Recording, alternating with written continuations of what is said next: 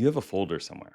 Actually, I have several notes apps, folders, physical notebooks that I've never finished, like just so many of them. Got some really cool ones too. Maybe a tabletop role playing game that I've never finished after working on it for over 10 years and redoing it again and again. Of course, I have a ukulele manual, and not just the manual.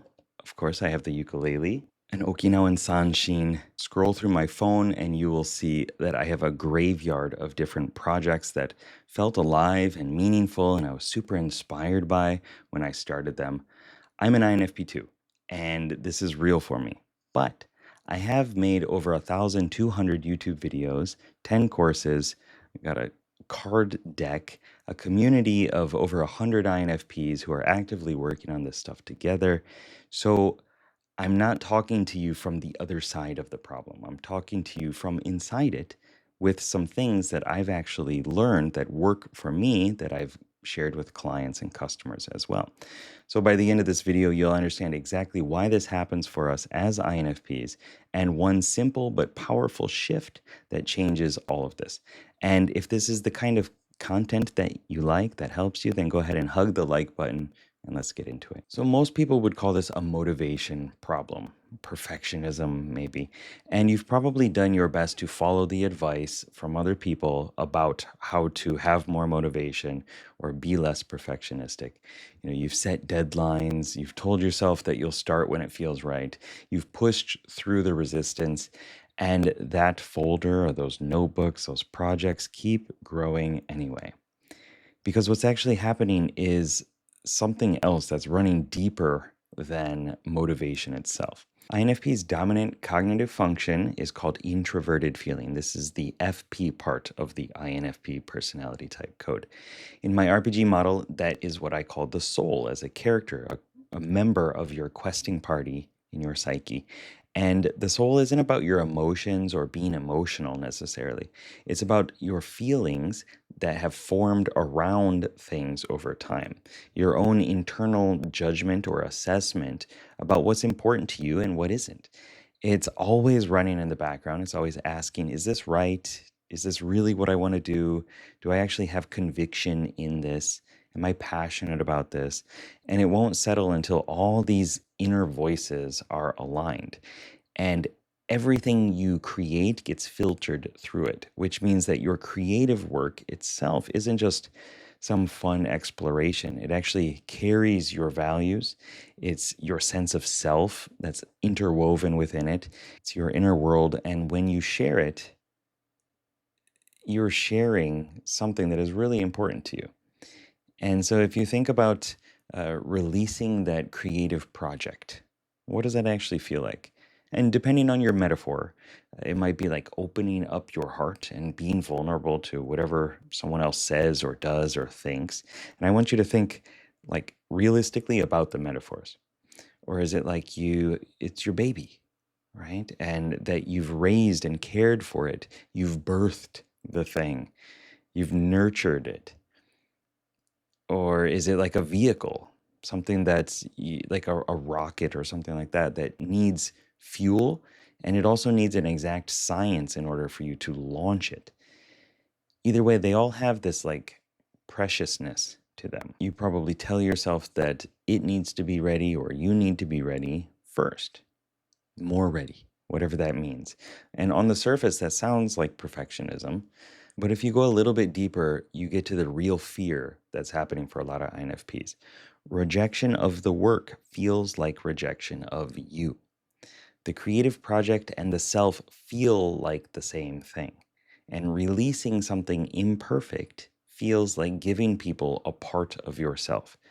And if you feel like that metaphor works for you, and if you really think about it, then you'll realize that it's likely quite painful, or at least a little scary to do something like this. So we wait for some magical sign, some signal, this internal feeling that, it's finally ready, that it's finally good enough, that there will be no negative reactions to it. And that signal never comes because no version of exposing the soul feels completely safe. it always feels like at some point, some person might not like it. We might get flack for it, and it might lead us to being alone in the world or hated, which would lead us to being alone as well. So the project stays in the folder, the notes stay in the notebooks, and we don't actually do anything about it. Quick break before I get into it. If you want to know more about your cognitive functions and your personality type, and actually how to use your personality type to live a better life, I put together the INFP Masterclass specifically for this. It came from a survey of 100 different INFPs asking what their biggest struggles were, and then I made a course to help with that. You can find it at infp.geekpsychology.com. The link's in the description. It's also included in Evolve if you're a member, so go ahead and join if you're ready for that. All right. Back to it. So, what works is something that I call an identity declaration. So, instead of saying, I want to write someday, say, I'm a writer. Right now, like present tense, I'm a writer, or I'm an artist, I'm a musician. Not a goal that you're working toward, but like an actual current factual statement. Okay. And when you do that, something uncomfortable might come up, probably immediately, depending on your progress within that goal. Your reality might not match your identity. A writer writes. If you're a writer and you're not writing, then it feels wrong. It feels unsettling. And the brain hates that gap and will do a lot to close it. And that discomfort is the intention. Inaction feels like the default path. It feels easier or cheaper than actually taking the scary actions and seeking our dragons or demons. It costs less emotionally to stay still and to keep thinking about it and assessing, and it feels like we're making progress. It feels like we're doing work, but we're not really doing the thing in the outer world and putting something out there, creating something. But once you've declared that identity and said, I am a writer, I'm an artist, I'm a musician, whatever it is, and really taken some time to process it, then waiting and hesitating actually starts costing more and feeling like the more difficult path than actually taking the step. It feels more uncomfortable to lie to ourselves and to say that we are artists when we're not actually doing the art. And then doing it and sharing the art feels like some sense of relief and a reward as well. It's like, yes, I am actually doing the things that are really important to me. And this way, you're not pushing yourself toward doing the work. The version of you that's on the other side of the gap is pulling you towards that version of yourself that you want to be. And so for us INFPs, something else shifts too. Yes, people will judge the work. That's going to happen. Some won't like it. You might get hate comments. And that's fine because it was never actually meant for them. It's meant for the ones that it lands with. And either way, what you're doing is you're producing something or sharing something that's a piece of the work. It's not a piece of you. Okay. The soul's still in there, right? But it's output. And that output is just output. It's like an experiment, it's play, and you can start to put some distance between the two. So stop waiting to feel like a creator to create. Decide what kind of person you want to be, and then start taking the actions that are a reflection of that identity. You declare it first. You say, this is who I am. This is the identity label that I like and I'm going to use. And then the actions and beliefs align after that.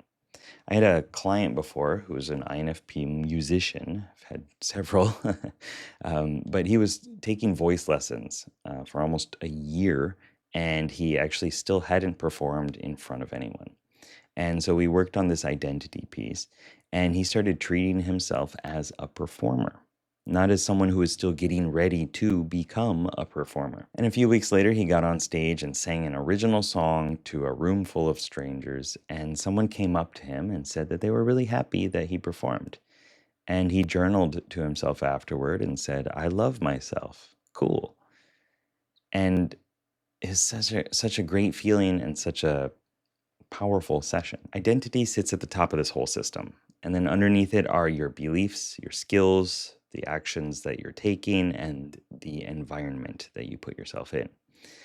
So when you lock on to this identity that you like, that you want, and you lock it in, then everything underneath that starts to reorganize in order to match that. So your beliefs start to support the identity. You start learning new skills, gaining new capabilities that fit that. You take actions that are proof that you are living that identity, and you put yourself in rooms, in environments with people who are doing the same thing or reflect that back to you. And you can start at the bottom too, just, taking different actions and seeing what shifts, but the identity has the most leverage over this whole thing. So that's why we want to decide on the identity first. If you want to understand why INFPs are wired this way at a deeper level, I did a nice interview with Dr. Dario Nardi that goes into the neuroscience of the INFP personality type, and you can check it out right here.